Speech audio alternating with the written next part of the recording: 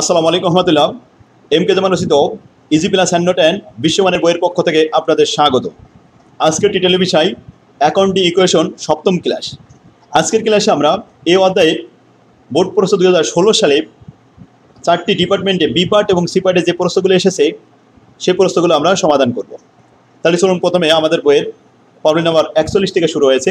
Marketing department 2016 সালে এসেছে অঙ্কটি। কোশ্চেন নাম্বার 7 অর্থাৎ বি পার্টের অঙ্ক।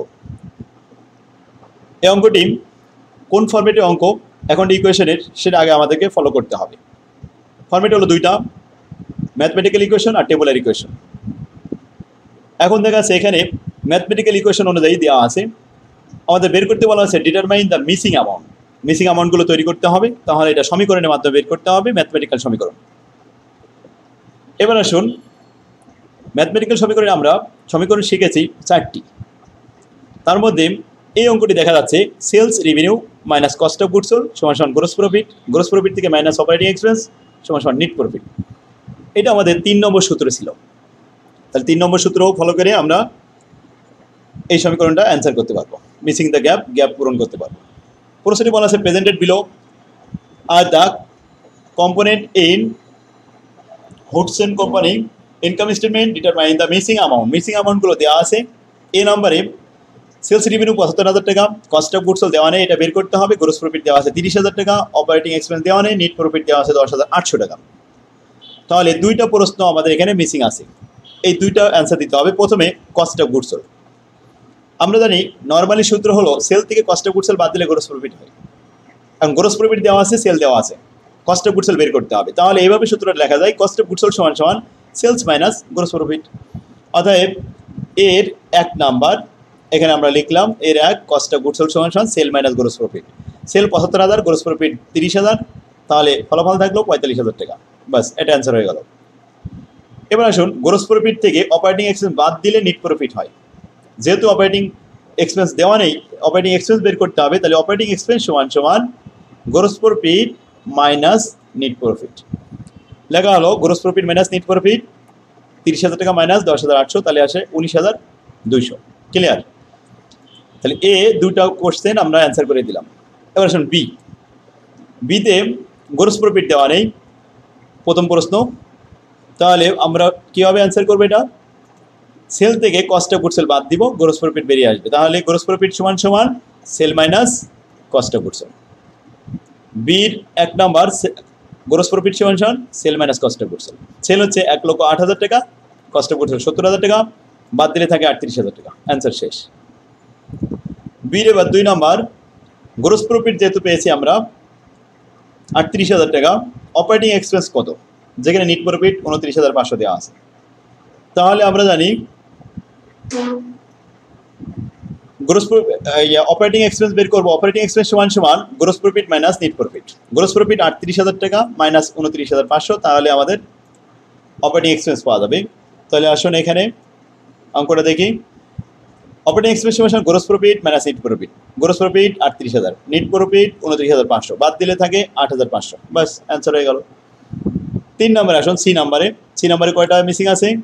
2টা মিসিং আছে। প্রথমে সেল দেওয়া নেই, তো সেল সমান সমান cost of goods sold plus gross profit, এই দুইটা যোগ করলে পেয়ে যাবো। তো লিখলাম সেল সমান সমান cost of goods sold plus gross profit. Cost of goods sold 83,900, gross profit 89,600, যোগ করলে হয় 1,73,500। এবার আসুন দ্বিতীয় লাস্ট আইটেম, নেট প্রফিট দেওয়া নেই, গ্রোস প্রফিট দেওয়া আছে, অপারেটিং এক্সপেন্স দেওয়া আছে। তাই নেট প্রফিট সমান সমান gross profit minus operating expense. তাহলে gross profit minus operating expense 79,600 থেকে 39,500 মাইনাস করলাম। মাইনাস করে আমাদের এখানে আসলো 40,100 টাকা। এটাই অ্যান্সার। ক্লিয়ার?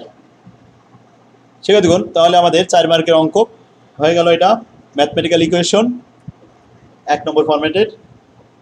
এই অঙ্কটা কমপ্লিট দ্য টেবিল। এখন টেবিলটা আমরা পূরণ করব। টেবিল পূরণ করার জন্য যেভাবে লেখা ছিল ঠিক একইভাবে লিখলাম।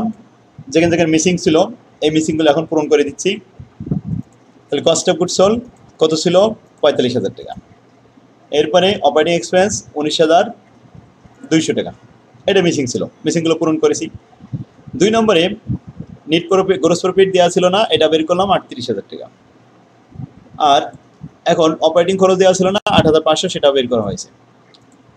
3 নম্বরে আসুন, সিতে সেল দেওয়া ছিল না, আর লাস্টে নিট প্রফিট দেওয়া ছিল না, এটা বের করলো। যাক, এইখান থেকে আপনারা মানগুলো নিয়ে পূরণ করলেন, অ্যান্সার হয়ে গেল। 16 সালে মার্কেটিং ডিপার্টমেন্টে 12 নম্বর কোয়েশ্চেন, অর্থাৎ 10 মার্কের জন্য এই অঙ্কটি এসেছে। অঙ্কটি টেবুলার অ্যানালাইসিস বলা হয়েছে। নিচেই এখানে আমাদের বলছে prepare a table analysis the transaction showing the effective account equation. তাই টেবুলার অ্যানালাইসিস করতে গেলে কয়টা বেসিস আছে? 3টা বেসিস। কোন বেসিস? সার্ভিস সেন্টার নাকি ট্রেড বিজনেস, এগুলো আমাদেরকে সিলেক্ট করতে হবে। প্রশ্নটা পড়ি। On April 2015 Maruf Alam establish Alam travel agency. Travel agency এটা সার্ভিস সেন্টার, এখানে কোনো পণ্য বেচা কেনা হয় না। তাহলে সার্ভিস সেন্টার বুঝতে পারছি আমরা। এবার ট্রানজাকশনগুলো পড়ে দেখতে হবে কয়টা কলাম হবে। যেমন ইনভেস্টমেন্ট 60,000 টাকা cash start the business. Agency শুরু করার জন্য ক্যাশ ইনভেস্ট করেছে 60,000 টাকা। জাবেদা হবে ডেবিট, ক্যাপিটাল ক্রেডিট। ক্লিয়ার? ক্যাশের ঘর আর ক্যাপিটালের ঘরে আসলো। পেইড 24,000 টাকা cash for 2 year office rent effective from April 1। April মাসের 1 তারিখ থেকে শুরু হবে। তাহলে আমরা পেইড করলাম 24,000 টাকা ক্যাশ ফর 2 ইয়ার, 2 বছরের জন্য। কিন্তু আমাদের তো অঙ্ক 1 মাসের। 24 মাসে যদি 24,000 হয়, 1 মাসে আমাদের 1,000 টাকা খরচ দেখাতে হবে, আর বাকিটা সব প্রিপেইড থেকে যাবে। তাহলে প্রিপেইড নামে একটা ঘর আমাদের অবশ্যই থাকতে হবে প্রিপেইড রেন্ট হিসেবে। তাহলে আসুন আমরা ঘরের সংখ্যা দেখি। ক্যাশ, অ্যাকাউন্ট রিসিভেবল, সাপ্লাইজ আর অফিস ইকুইপমেন্ট, এবং লাস্টে প্রিপেইড রেন্ট 24,000 টাকা। ওখানে আমরা ট্রিটমেন্ট লাস্টে দিতে পারবো। ইকুইপমেন্ট কস্টিং টাকা 24,000। পার্সেস ইকুইপমেন্ট ক্রয় করা হয়েছে 20,000 টাকা দিয়ে। এখানে ক্যাশ পেইড করেছি 10,000 টাকা, নোট পেবেল 10,000 টাকা। তাহলে নোট পেবেল নামে দায় পাশে একটা ঘর তৈরি হবে, এখানে নতুন করে বাড়বে। তাহলে দায় পাশে অ্যাকাউন্ট পেবেল, নোট পেবেল আর ক্যাপিটাল, 3টে কলাম। আর অ্যাসেট পাশে ক্যাশ, অ্যাকাউন্ট রিসিভেবল এবং সাথে আসলো প্রিপেইড 3টা, এবং ইকুইপমেন্ট 4টা অলরেডি হয়ে গেছে। পেইড 1800 টাকা ক্যাশ ফর অফিস সাপ্লাইজ। কয়টা হলো? 5টা কলাম আমাদের অলরেডি অ্যাসেট সাইডে হয়ে গেল। পারফরমেন্ট সার্ভিস ওর্থ অফ টাকা 20,000 টাকা, 15,000 cash was receive from customer. 20,000-এর মধ্যে 15,000 টাকা ক্যাশ পেয়েছি, আর 5,000 টাকা এখনো অ্যাকাউন্ট রিসিভেবল বকে আছে। 6,000 টাকা payment was made on note payable. Note পেবেলকে পরিশোধ করা হয়েছে ক্যাশের থেকে বাদ, নোট পেবেল থেকে বাদ। পেইড এমপ্লয় স্যালারি, তাহলে ক্যাশের থেকে বাদ, ক্যাপিটাল থেকে স্যালারি নামে বাদ দিতে হবে, নতুন কোনো ঘর থাকবে না।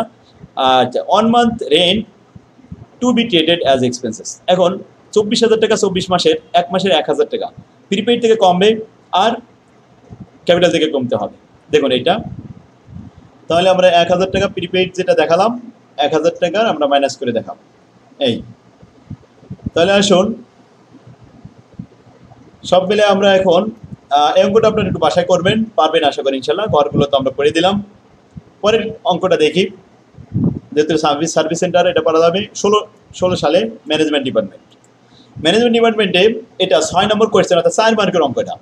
3টে এন্ট্রি দেওয়া হয়েছে। 3টে এন্ট্রিতে আমাদের কি করতে হবে? নিচে বলা হচ্ছে required calculate the total asset তৈরি করতে হবে। এখানে আমাদের প্রত্যেকটার রিকোয়ারমেন্ট আলাদা আলাদাভাবে দেওয়া হচ্ছে। দেখুন 1 নম্বর প্রশ্নটি বলা হচ্ছে given the account equation answer each of the following question number the liability of 9 companies 1,20,000 টাকা and owner security internal liability 2,32,000 টাকা. What is the amount of 9 companies total asset? আমরা জানি টোটাল অ্যাসেট সমান সমান লাইবিলিটি প্লাস ওনার সিকিউরিটি। তাহলে আমরা সূত্র লিখব টোটাল অ্যাসেট সমান সমান liability plus owner security 1,20,000 plus 2,32,000, তাহলে 3,52,000 টাকা আমরা পেয়ে যাবো অ্যান্সার। এই যে 3,52,000 টাকা পেয়ে গেছি, অ্যান্সার শেষ। 1 নম্বরে কীভাবে লিখলাম? Liability plus owner security, liability 1,20,000 আর 2,32,000 টাকা যোগ করে 3,52,000 টাকা। ক্লিয়ার? 2 নম্বরে the total asset of the 9 company are 1,90,000 টাকা and it the owner security only 91,000 টাকা। দেখুন বলা হচ্ছে ওনার সিকিউরিটি 91,000 টাকা আর 9 কোম্পানির টোটাল অ্যাসেট কিন্তু 1,90,000 টাকা।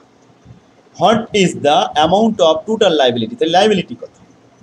3টে আইটেমের মধ্যে টোটাল অ্যাসেট দেওয়া আছে, ওনার সিকিউরিটি দেওয়া আছে, এখন লাইবিলিটি দেখাতে হবে। লাইবিলিটি সমান সমান টোটাল অ্যাসেট মাইনাস ওনার সিকিউরিটি, এটুকু লিখলে হয়ে গেল। তো লিখলাম আমরা এখানে টোটাল যে মূল সূত্র, টোটাল অ্যাসেট সমান সমান liability plus owner security.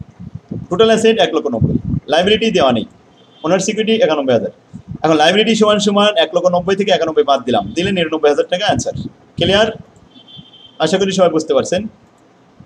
C number বলছে the total asset of the nine company 8 lakh টাকা and it the liability are equal to 1/2 of it the total asset. Total অ্যাসেটের অর্ধেক হবে লাইবিলিটি।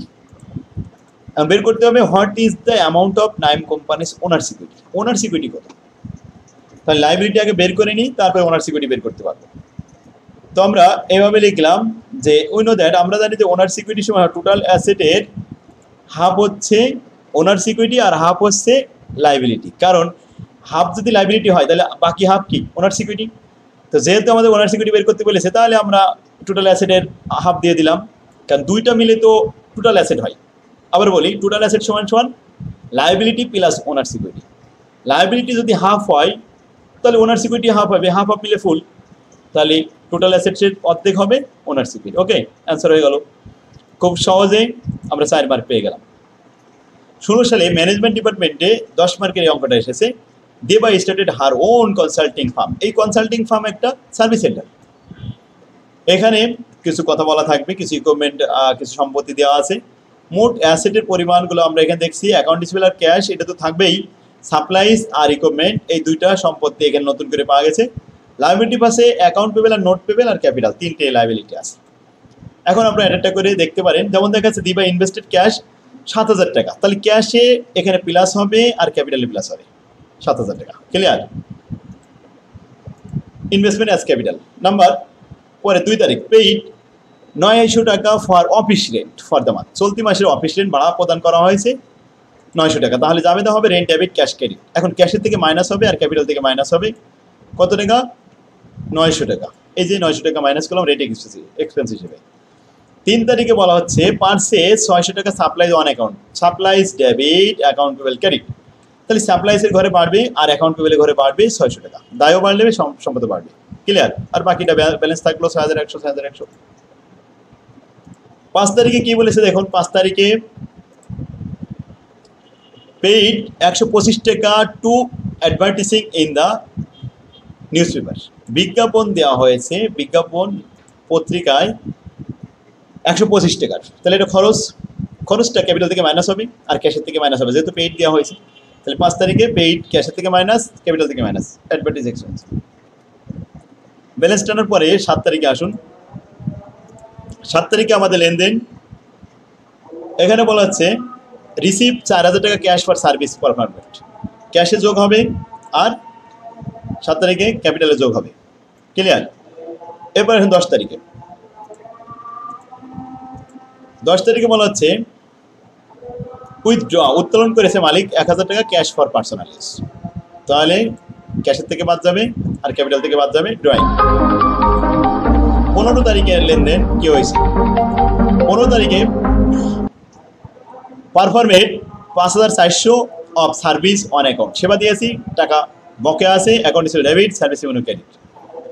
17 তারিখে লেনদেনটা বলা হচ্ছে পেইড 2,500 টাকা ফর এমপ্লয়ি স্যালারি। ক্যাশের থেকে বাদ, ক্যাপিটাল থেকে বাদ। 20 তারিখে লেনদেন paid for the supplies purchase on account June 3 তারিখে আমরা ক্রয় করেছিলাম কয় টাকা একটু দেখতে হবে, 600 টাকা। তাহলে ক্যাশের থেকে বাদ, অ্যাকাউন্ট পেবেল থেকে বাদ 600 টাকা। তাহলে 20 তারিখে আমরা 600 টাকা লেনদেন, ক্যাশের থেকে বাদ, অ্যাকাউন্ট পেবেল থেকে বাদ। 24 তারিখে লেনদেনটা দেখুন। 24 তারিখে লেনদেন বলা হচ্ছে রিসিভ এ ক্যাশ পেমেন্ট 4,000 টাকা ফর সার্ভিস পারফরমেন্ট অন অ্যাকাউন্ট। 15 তারিখের যে দেনাদার, সেই দেনাদারের কাছ থেকে 4,000 টাকা পেয়েছি, cash debit, account receivable credit, ক্যাশে যোগ হলো, অ্যাকাউন্ট রিসিভেবল বিয়োগ হলো 4,000 টাকা। 27 তারিখের লেনদেন। 27 তারিখের লেনদেনে আমাদের বলা হয়েছে বড় ধার করা হয়েছে 5,000 টাকা নোট পেবেলের মাধ্যমে, cash debit, note payable credit. 29 তারিখের আমাদের লেনদেনে আছে কি পারচেস ইকুইপমেন্ট ফর 4200 টাকা অন অ্যাকাউন্ট। ইকুইপমেন্ট কিনা হয়েছে, তাহলে equipment debit, account payable credit. ইকুইপমেন্টে যোগ হবে আর অ্যাকাউন্ট পেবেলে যোগ হবে। 30 তারিখে লাস্ট এন্ট্রিটা, এটা বলা হচ্ছে পেইড 275 টাকা ইউটিলিটি। তাহলে ক্যাশের থেকে বাদ আর ক্যাপিটাল থেকে বাদ, ইউটিলিটি এক্সপেন্সেস। ক্লিয়ার? এই ছিল আমাদের লেনদেন। এখন আমরা ব্যালেন্সগুলো যোগ করলাম, যোগ বিয়োগ করে অ্যাসেট সাইডে 4টা সম্পত্তির যোগফল 14,600, 1,400, 600 এবং 4200 যোগ করে 20,800। দায় পাশে 4,200, 5,000 এবং 11,600 মিলে 20,800। দুই পাশ মিলে গেল, অঙ্ক শেষ। দ্বিতীয় প্রশ্নটা ছিল প্রুফ দ্য অ্যাকাউন্টিং ইকুয়েশন। এই যে অ্যাকাউন্টিং ইকুয়েশন প্রমাণ করতে বলছে, অ্যাসেট ইকুয়াল লাইবিলিটি। এখন অ্যাসেট আমাদের চারটা লিখলাম। অ্যাসেট ইকুয়াল লাইবিলিটি, অ্যাসেটের নাম ছিল ক্যাশ, অ্যাকাউন্ট রিসিভেবল, সাপ্লাইজ আর অফিস ইকুইপমেন্ট। 4টার ব্যালেন্স বসালাম। দায় পাশে ছিল 3টা, অ্যাকাউন্ট পেবল, নোট পেবল আর ওনার সিকিউরিটি। এই 3টা যোগ করলাম। 3টা যোগ করে হয়েছে 20,800 আর 4টা যোগ করেছে 20,800। দুই পাশ মিলে গেল। Asset equal liability proof the accounting equation. Last number ছিল 16 সালে, এটা অ্যাকাউন্টিং ডিপার্টমেন্টে এসেছে 4 মার্কের মাত্র। এটা ছিল সেলস থেকে কস্ট অফ গুডস বাদ দিলে গ্রোস প্রফিট হয়, গ্রোস প্রফিট থেকে অপারেটিং খরচ বাদ দিলে নেট ইনকাম থাকে। এখানে মাত্র ABC 3টা ছিল, 3 দুগুণে 6টা। এখানে এ নম্বরে দেখুন 2টা মিসিং আছে, বি নম্বরে 2টা মিসিং আছে এবং সি নম্বরে 2টা মিসিং আছে। এই মিসিং অঙ্ক আমরা কিছুক্ষণ আগে শিখলাম। তো শিক্ষার্থীগণ, এই ছিল আমাদের 16 সালের অঙ্ক। আর এরপরের ক্লাসে আমরা 17 সালের সমাধানগুলো করব। ঠিক ধারাবাহিকভাবে আমাদের বইয়ের সব বোর্ড প্রশ্নগুলো সমাধান করব। আর একই সালে 4টি ডিপার্টমেন্টে কোন কোন অঙ্ক আসছে সব আমি ধারাবাহিকভাবে দিয়ে আছি। প্রত্যেকটা ডিপার্টমেন্টের ছাত্রদের জন্য আমার বইটা আমি খুব সহযোগে উপযুক্ত করে তৈরি করেছি। শিক্ষার্থীগণ, একই ফরম্যাটে অঙ্ক এক জায়গায় করে দেওয়া থাকলে আপনার বুঝতে যেমন সুবিধা হয়, প্র্যাকটিস করতে যেমন সুবিধা হয়, পাশাপাশি মনে রাখতেও সুবিধা হয়। কারণ অঙ্ক দেখে সরাসরি চেনা যায়। যেমন আপনি এই যে 45 নম্বর অঙ্কটা দেখে সঙ্গে সঙ্গে বুঝতে পারলেন এটা 1 নম্বর ফরম্যাটের ইকুয়েশন মেথডের অঙ্ক। আর এই মেথড আমরা শিখেছি, ইকুয়েশন সমীকরণটা আমরা শিখেছিলাম সেল থেকে কস্ট অফ গুডস বাদ দিলে গ্রোস প্রফিট হয়, গ্রোস প্রফিট থেকে অপারেটিং খরচ বাদ দিলে নেট প্রফিট হয়। এটা আমরা 1 নম্বর ক্লাসে দেখেছিলাম। সুতরাং এইভাবে আমি সহজ পদ্ধতিতে খুব ভালোভাবে ফরম্যাট আকারে সুন্দরভাবে সাজাই দিয়েছি যাতে আপনারা A+ পেতে সহজ হয়। তো A+ পাওয়ার জন্য আপনাকে একটা ভালো বই দরকার। একটা ভালো বই একজন শিক্ষকের মতো ভূমিকা রাখে। তাই রেজাল্টটা ভালো করার জন্য টাকার দিকে তাকালে হবে না, অল্প টাকায় আপনি একটা বই সংগ্রহ করুন। আমার কাছে বইগুলো আছে অফিসে। স্ক্রিনে যে নাম্বারটি দেখতে পাচ্ছেন এই নাম্বারে যোগাযোগ করে আপনারা অনলাইনে যে কোনো মুহূর্তে বই নিতে পারেন। তো সেক্ষেত্রে আজকে আমাদের এই ক্লাস এখানে শেষ হলো। আল্লাহ হাফেজ। আগামী ক্লাস দেখার জন্য আহ্বান রইল। আসসালামু আলাইকুম রহমতুল্লাহ।